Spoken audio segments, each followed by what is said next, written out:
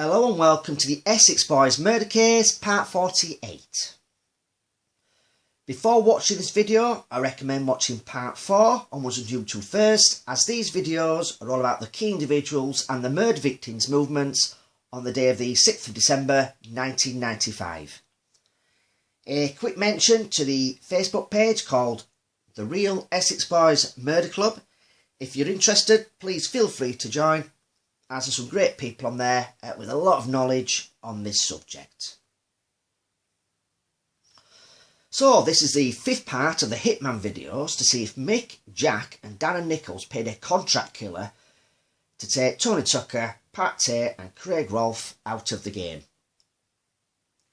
In part 1, I discussed if Mick Steele and the others had a meeting at the notorious Bowles crime family from North East London at their gym, and they put them in contact there with a contract killer they knew who would be perfect for the job of taking out the Essex Boys.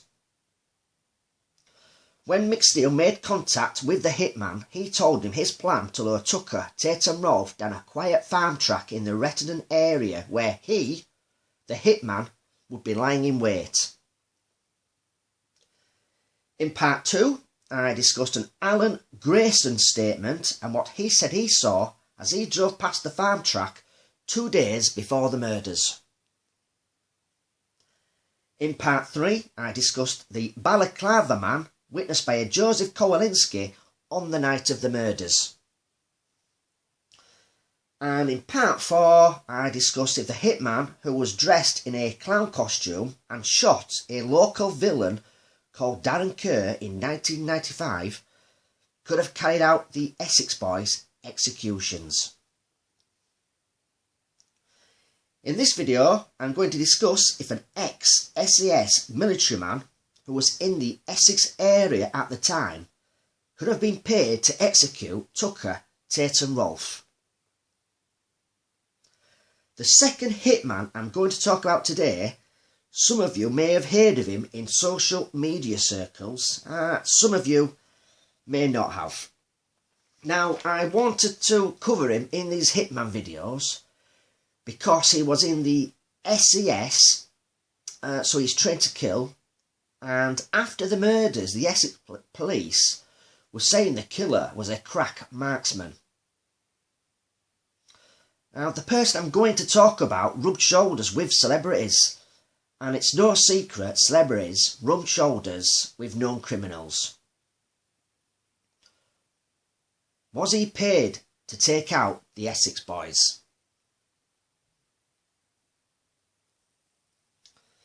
So this is Nish Bruce, and in 1973 he joined the Parachute Regiment, and he was just 17 years old at the time. In 1978 Nish joined the Red Devils, where he could parachute to his heart's content. In 1981, Nish decided on a change of career and joined the SAS. He made it through the gruelling training course that supposedly proved he could withstand extreme trauma.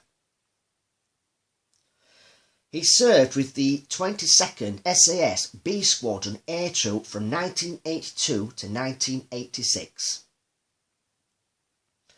Post-Falklands, Nish spent 2 years, which was 1986 to 1988, with G Squadron 24 Air Troop, but left the SAS in 1988 after 7 years after he clashed with his superiors.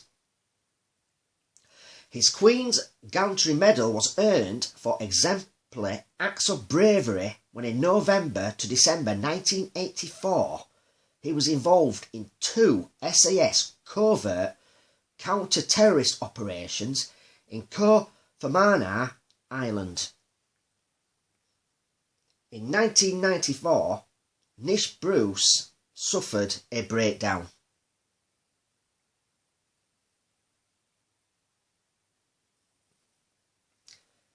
After recovering from his breakdown, he spent time working with the comedian Jim Davidson and continued to skydive. Now, Jim Davidson did most of his work in the London and Essex areas. Now, this is where it gets a little interesting. Someone linked heavily to the Essex Boys also did minding work for Jim Davidson, so their paths could have crossed easily during their minding work for the stand-up comedian. Could this other minder who was heavily linked to the Essex Boys paid for his services to take out Tucker, Tate and Rolfe? I mean, after all, he fell out with the Essex Boys prior to their murders. If you do a bit of digging online, it's not hard to work out who he is.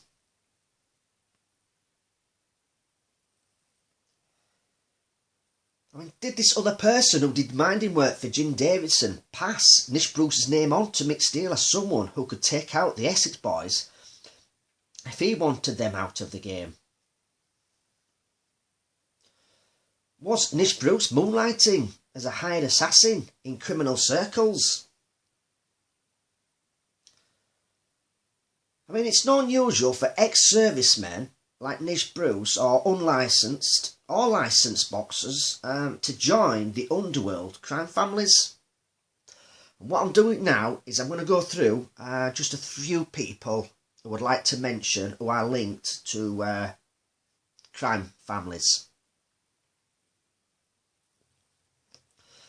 Most people know who this person is, but if you don't, this is the unlicensed boxer, the Governor, Lenny McLean. And he was known to the Hunt crime family.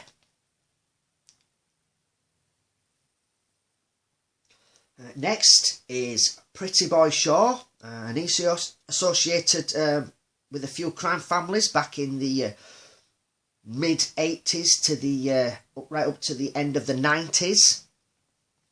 He did some work for the Hunts. I mean, that's how these two fought each other in the unlicensed boxing world. The fights these two had against one another were put together by the underworld back in the day.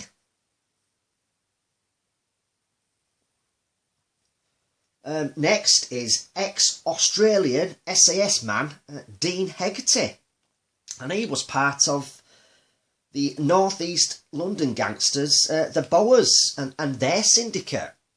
And as we can see, the head of this syndicate is Tony Boers, followed by Martin Boers and Paul Boers, and then Jesse Gale was part of the same firm back then. And Billy Jasper's there, and Dean Hegarty. And from what Billy Jasper says, Jesse Gale paid Billy Jasper and Dean Hegarty to go and meet the Essex Boys in Rettendon later that evening, and telling them they've got some coke to sell, but in fact it was just a meeting to take the Essex Boys out of the game. So that is Dean Hegarty.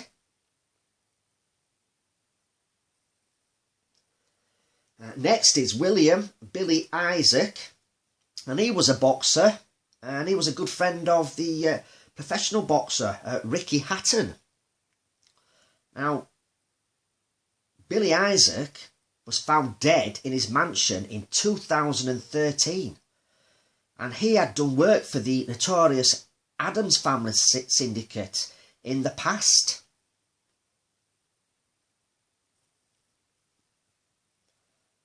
And the last one is ex-IRA hitman Michael Boyle.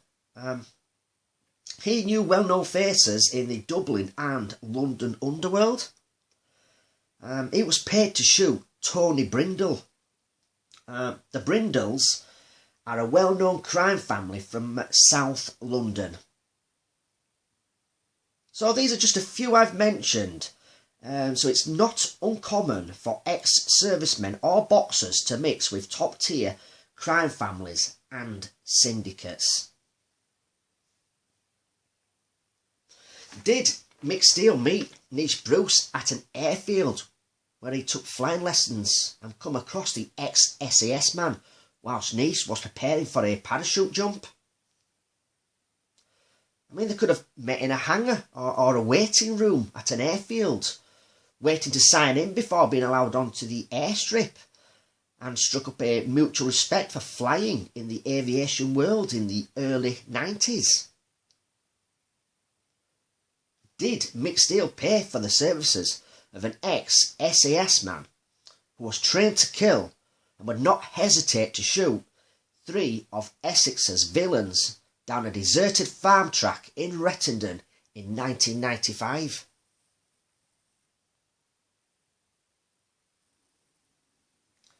Nish would have known exactly how to create an ambush using the gate to bring the Range Rover to a halt.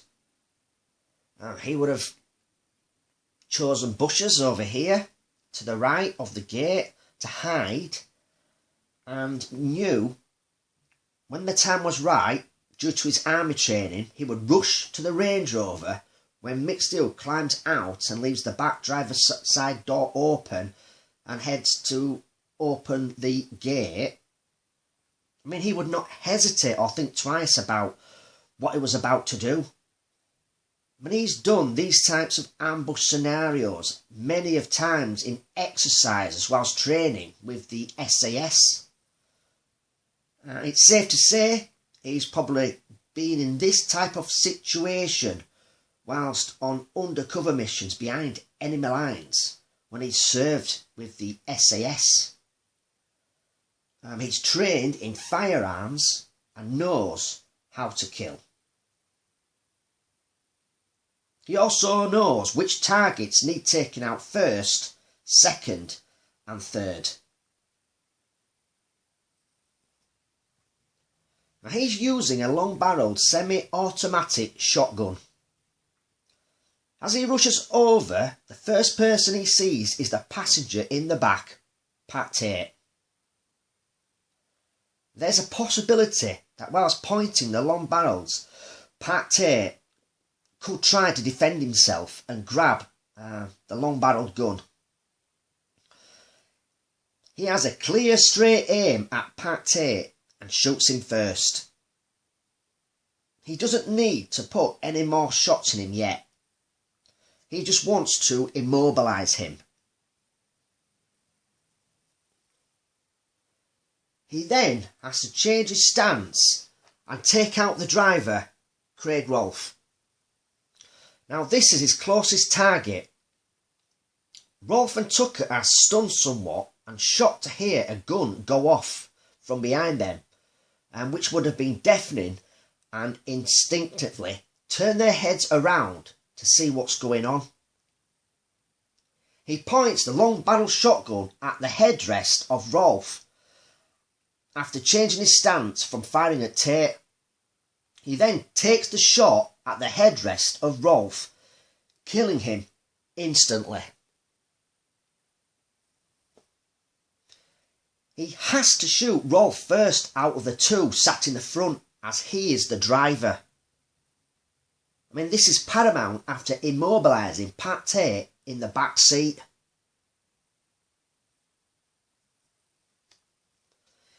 He now only has to turn the shotgun slightly to the left, as Tony Tucker has turned his head round slightly to the right. He then fires at Tony Tucker's face twice in quick succession, killing him instantly. There could have been muscle spasms or flinching from Tony Tucker after these shots, so the executioner points the gun up close at the back of his head for maximum damage, which leaves a gaping hole in Tony Tucker's face.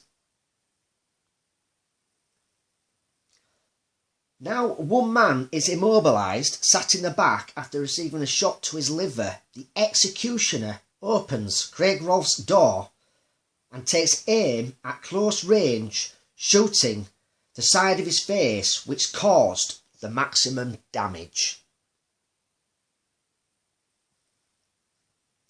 He then walks round the front of the Range Rover and walks past the front passenger where Tony Tucker is lying dead. He aims the shotgun at the rear passenger window where Pat Tate is at. The window smashes and the gunshot skims Pat Tate's head, causing the missile graze. The executioner wants a nice clear shot of his head to finish him off, so he scrapes past the trees and branches on the right and turns around, so he's now at the back of the rear passenger door facing towards the 5-bar gate, and points the long-barrelled self-loading shotgun to the back of Pat Tate's head, which is resting on the window where the glass had been shot, and then shoots him. All 3 men are now dead.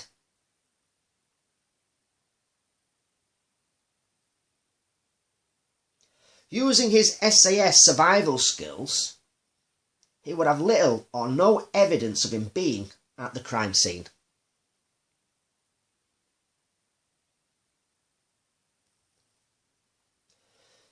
Rumours surfaced after the executions in criminal circles that the ex-SAS man, who likes to jump out of planes, had done the deed. Nish Bruce's name was floating around at the time.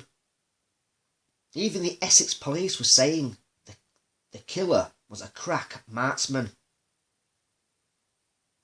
Nish Bruce was an ex-SAS man trained in combat and well capable of killing without hesitation.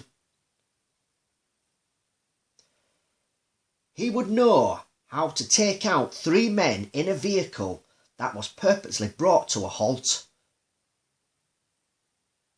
After creating an ambush, then shooting all 3 men in the vehicle, he would have already prepared his escape route away from the crime scene without leaving any evidence linking him to the murders.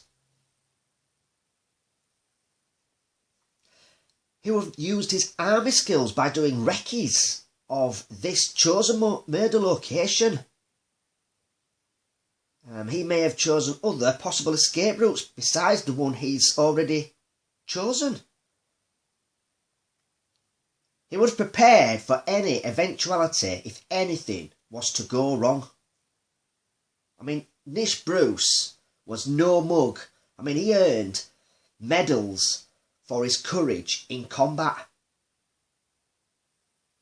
He would have picked his moment when the time was right and been over at the Range Rover in seconds and began the executions without even flinching.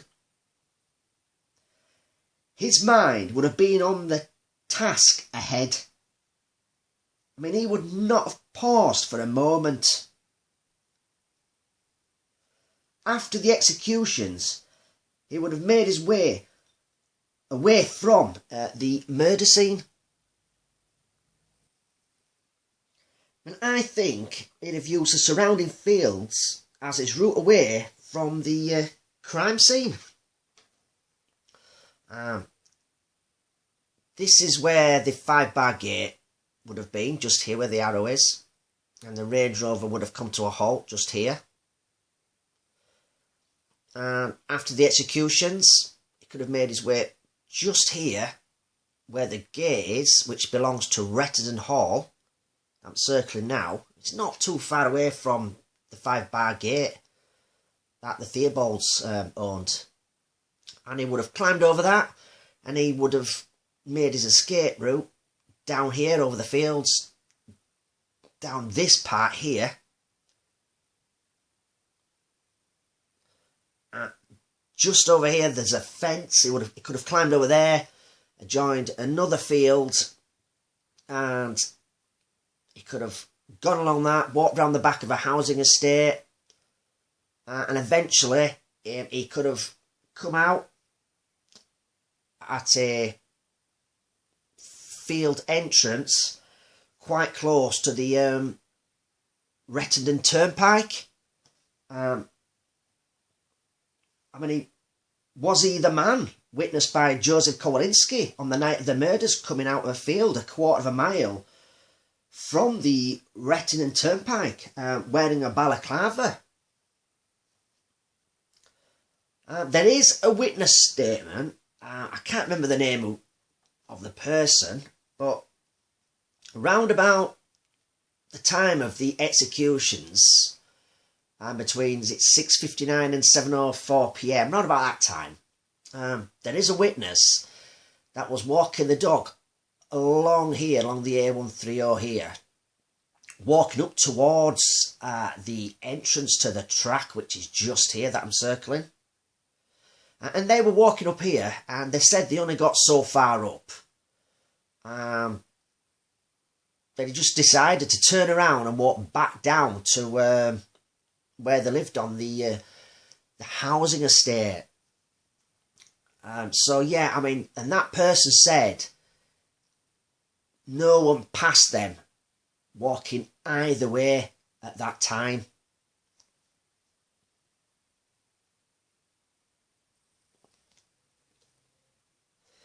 In 1994, Nish recovered from a breakdown, and when he felt better, he decided to write a book about his life, and it was published in 1998. Demons rose to the surface once more, and after 8 years of consistent recurring illness and periods of sectioned in hospital, he made his final parachute jump on the 8th of January 2002. He jumped 5,000 feet over Flyfield, Oxfordshire, without a parachute, whilst on a private flight home from Spain to Hinton Skydiving Centre in a plane just like this. This jump was without his parachute, knowing the consequences. He died aged 45.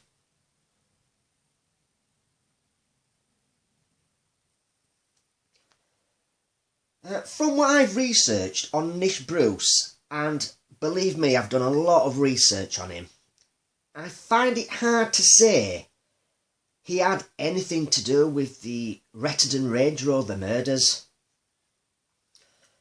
I think he lived for parachuting, and with his inner demons, he committed suicide doing something he loved, which was to parachute. I mean, throughout his military career, especially in the SAS, I mean, he would have had a lot of mental scars. The missions he would have done behind enemy lines, and he would have killed for Queen and country. The medals for bravery just goes to show you what kind of soldier he was. I mean, personally, having done the research on Nish Bruce, I kind of felt sorry for him, and that's my honest opinion.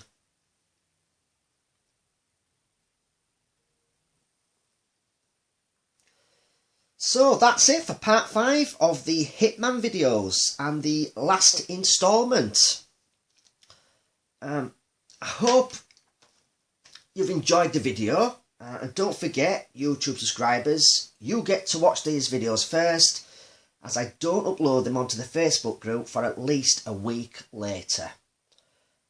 You can join the Facebook group called The Real Essex Boys Murder Club. All we ask is respect other people's theories on there, as we all have our own opinions on what we think happened that night. Last of all, I'd like to thank the admins who do a great job of keeping the group ticking over. So until next time, take care.